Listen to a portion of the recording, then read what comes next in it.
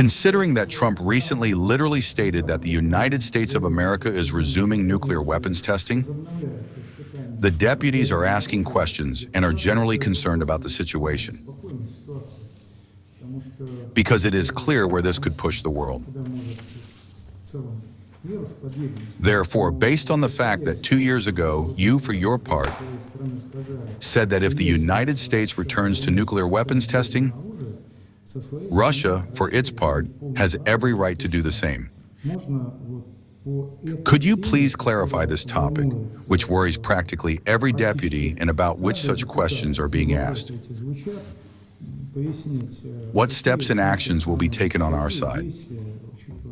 Considering that the topic is extremely important, especially since the President of the United States of America has spoken on it. Well, yes, indeed, this is a serious issue. Let's listen to our colleagues. The floor goes to Minister of Defense Andrei Romovich. Please go ahead. Dear Vladimir Vladimirovich, dear colleagues, we must of course focus not only and not so much on the statements and remarks of political figures and American officials, but above all on the actions of the United States of America. And these actions unambiguously indicate Washington's active buildup of strategic offensive weapons. Well, first, the White House has consistently withdrawn from treaties that had been in force for many years in the field of arms reduction and limitation. In 2002, and from the ABM Treaty in 2019, from the Treaty on Intermediate Range and Shorter Range Missiles, and in 2020, from the Treaty on Open Skies. Therefore, a possible U.S. refusal to maintain the moratorium on conducting nuclear tests could become a quite logical step by Washington in the destruction of the system of global strategic stability in the world. Second, the United States is carrying out an accelerated modernization of its strategic offensive weapons. Work is underway to create a new intercontinental ballistic missile, Sentinel, with a new nuclear warhead. Its firing range will be 13,000 kilometers. Work is underway on the prospective strategic nuclear submarine, Columbia, to replace the Ohio. A new heavy bomber, the B-21 Rider, is being developed. A cruise missile with a nuclear warhead is being developed, and so on. Provision is being made for the reactivation, I want to emphasize, precisely the reactivation of 56 launchers on 14 Ohio-class submarines, their full loading with Trident II ballistic missiles. Preparatory measures are being carried out for the reverse reconfiguration of 30 strategic B-52H bombers into nuclear weapon carriers. Third, the Americans have begun implementing the Golden Dome program, which provides for both missile interception and pre-launch destruction of missiles belonging to Russia and China. Fourth, the U.S. Armed Forces plan to adopt a new medium-range missile system, Dark Eagle, equipped with hypersonic missiles with a range of 5,500 kilometers by the end of this year. In the future, it is planned to deploy this system in Europe and the Asia-Pacific region. The flight time from the territory of Germany, where this missile system is planned to be stationed, to targets in the central part of Russia will be about 6 to 7 minutes. And fifth, Washington regularly conducts exercises of its strategic offensive forces. The latest such exercise, Global Thunder 2025, which included, I want to emphasize this, the practice of delivering preemptive nuclear missile strikes on Russian territory, took place in October of this year. Speaking generally, this constitutes a single set of measures that includes, among other things, possible U.S. plans to conduct nuclear tests, which significantly increase the level of military danger for Russia. From this, it follows that we must maintain our nuclear potential in a state of readiness to inflict unacceptable damage on an adversary in any conditions and circumstances, and act adequately in response to Washington's steps in the interests of guaranteed provision of the security of our country. Taking the above into account, I consider it advisable to begin preparations for full-scale nuclear tests immediately. The readiness of the forces and means of the central test site on the Novaya Zemlya archipelago allows ensuring their conduct in compressed, short timeframes. Thank you. Well, on the first question, I invited for participation in the work the Chief of the General Staff concerning the main question. Since this one has arisen, I would also ask Valery Vasilyevich to speak on this topic, please. Comrade Supreme Commander-in-Chief, the fact that the American side is not giving official explanations for President Trump's statement on the question of resuming nuclear tests does not provide grounds to assume that the United States will not in the near future begin preparations and then proceed to conduct nuclear tests. The American side may continue to evade official explanations, but that changes nothing. Because if we do not now take the appropriate measures, time and opportunities for a timely response to the actions of the United States will be lost. Since the time required to prepare nuclear tests, depending on their type, ranges from several months to several years. We are aware of statements by a number of high-ranking American officials about the resumption of nuclear tests in the United States. An analysis of these statements indicates Washington's intent to prepare and carry them out. As for the clarifications, many colleagues received a telegram from the Ministry of Foreign Affairs from our ambassador in Washington on this topic. Sergei Yevgenyevich, do you have it? Yes, Vladimir Vladimirovich. A few days ago, a telegram was received from Ambassador Darshev, in which he writes that our diplomats contacted the staff of the U.S. National Security Council and the U.S. Department of State to clarify the essence of the resonant statements made by the President of the United States of America, Donald Trump.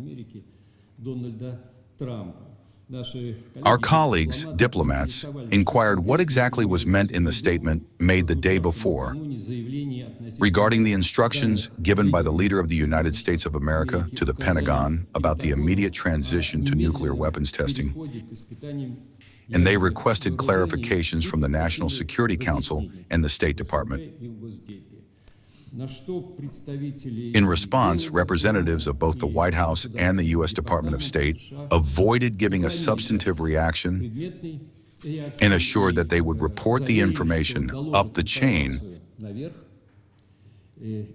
and contact the Russian side if, allegedly, it were deemed necessary to provide clarifications on the essence of the questions raised by Russian diplomats. Sergei Kuzygedovich. I know that the Security Council has also been dealing with this issue and analyzing what is happening in this regard within the ruling circles, as we usually say, of the United States itself. Do you have anything on this matter that you could clarify? Yes, of course. Both before and after the communication from our ambassador, various statements have been made, all directed mainly toward one goal. After the latest statement made by the President of the United States on November 3rd, there was his large interview in which he stated several times that the United States would resume nuclear weapons testing, while at the same time accusing both Russia and China of conducting such tests, such experiments. Following him, or preceding him, the Secretary of Defense, Hegseth, has already reported that the Pentagon is promptly carrying out the order of the American president to resume nuclear weapons testing. Further, the Vice President of the United States, Vance, noted that sometimes the nuclear arsenal needs to be tested to ensure that it functions properly. And echoing him, the Speaker of the House of Representatives, Johnson, asserts that the resumption of testing is a demonstration of strength necessary to maintain peace and to deter Russia and China. The head of the Department of Energy, Wright, who in fact is responsible for nuclear testing in the United States, stated that the testing will concern new systems and these will be non-nuclear explosions. The head of the Senate Intelligence Committee of the U.S. Congress, Cotton, in turn, noted that this is not about large-scale tests with mushroom clouds in the desert or in the southern part of the Pacific Ocean,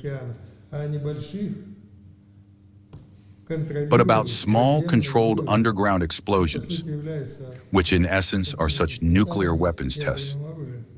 This will allow the United States, I quote, to test both systems that have long been in service and advanced models of nuclear weapons. Based on the analysis of all these statements and declarations, the further actions and steps of the United States of America regarding whether or not to conduct nuclear weapons tests are not entirely clear to us. Alexander Vasilyevich, your service deals with issues of, as is known, countering primarily foreign intelligence operations on the territory of the Russian Federation. But nevertheless, there is also a part of your work connected with the activities of intelligence services abroad. What is your opinion on this matter? Vladimir Vladimirovich, well, of course, the situation is very uneasy, complicated, and I agree that this must be taken very seriously, but I believe many questions arise before a concrete decision can be made.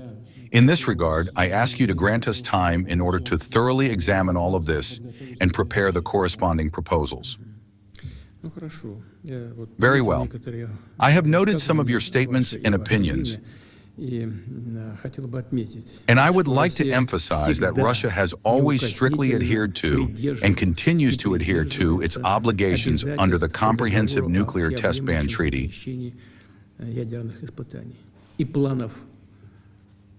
And we have no plans to withdraw from these commitments.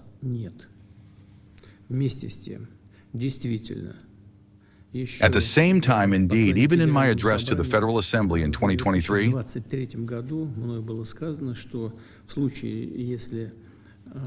I stated that if the United States or other states that are parties to the relevant treaty conduct such tests,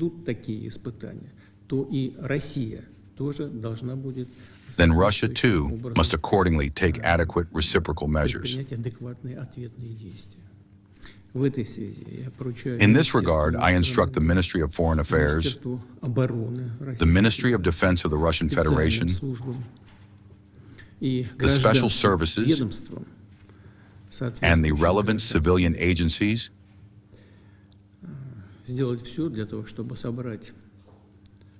to do everything necessary to collect additional information on this issue, to conduct its analysis within the framework of the Security Council, and to submit coordinated proposals on a possible commencement of work to prepare for nuclear weapons testing.